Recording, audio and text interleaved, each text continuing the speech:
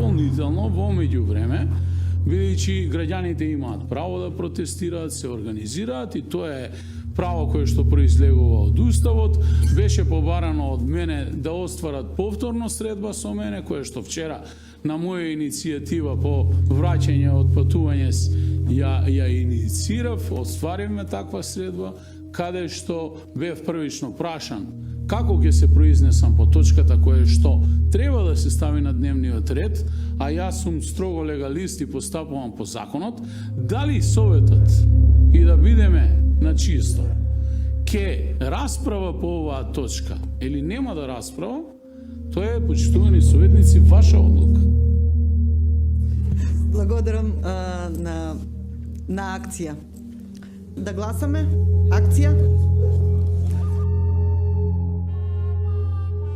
На вистина сте требале да побарате поименично изјаснување, значи 17 се против, 12 се за, 17 се против и 2 воздржани. Гласање се наravno проблематичне. Да, гласање може нешто да промени. Власт би прво укинула гласање.